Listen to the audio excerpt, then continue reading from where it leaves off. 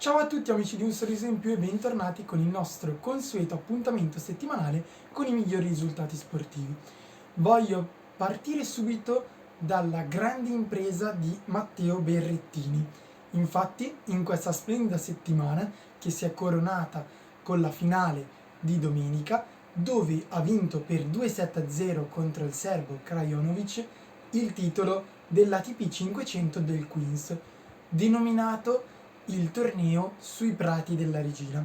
Infatti il torneo si svolge in Inghilterra e si viene chiamato in questo modo perché una volta il circolo apparteneva alla famiglia reale. Si gioca su erba, dove ormai Matteo Berrettini si è già issato a uno dei migliori specialisti della sua generazione. Infatti questo è il secondo torneo consecutivo che vince ed è la terza finale consecutiva dopo quella dell'anno scorso a Wimbledon contro Novak Djokovic, quella purtroppo persa. La prossima settimana inizierà il torneo di Wimbledon e siamo carichissimi e pronti a vedere cosa ci regalerà il nostro Matteo. Passiamo ora agli altri sport.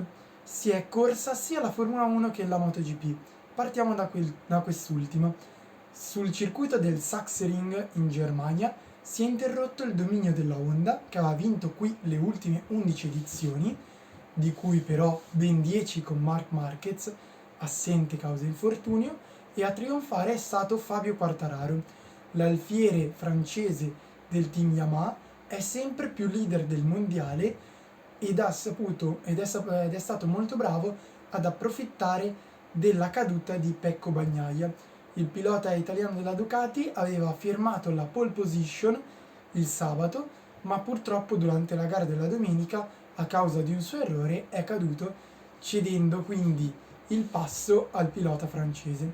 A completare il podio troviamo il pilota Joan Zarco, sempre su Ducati, e Nick Miller, pilota australiano del team ufficiale Ducati. Prima degli italiani Luca Marini.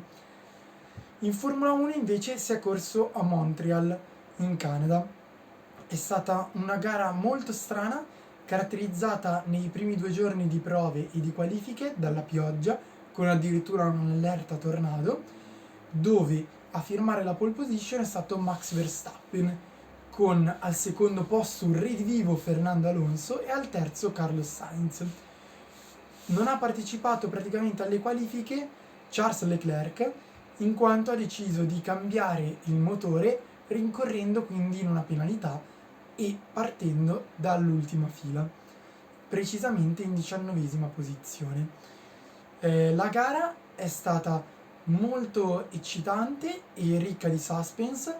A trionfare è stato però Max Verstappen, che negli ultimi 7 giri, dopo la ripartenza a causa di una safety car per l'incidente di Yuki Tsunoda,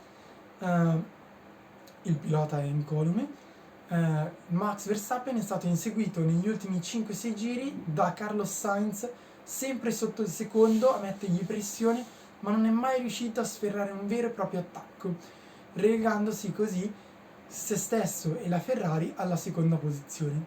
A completare il podio c'era Lewis Hamilton, finalmente redivivo su questa Mercedes, e seguito al quarto posto dal suo compagno di squadra George Russell. Al quinto si è invece piazzato Charles Leclerc, autore di una fantastica rimonta in cui ha guadagnato ben 14 posizioni e in cui ha compiuto quasi 30 sorpassi in pista, un numero davvero straordinario.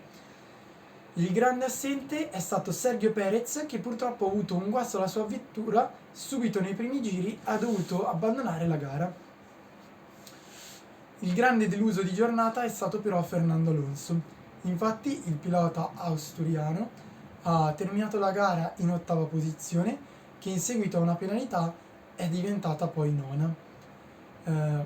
Il pilota di Oviedo è stato molto arrabbiato sul finale della gara a causa di scelte di strategia della sua squadra non sempre chiarissime e soprattutto non molto azzeccate, ma anche il suo passo non è stato così alto di rendimento come si sperava nelle sessioni di prova.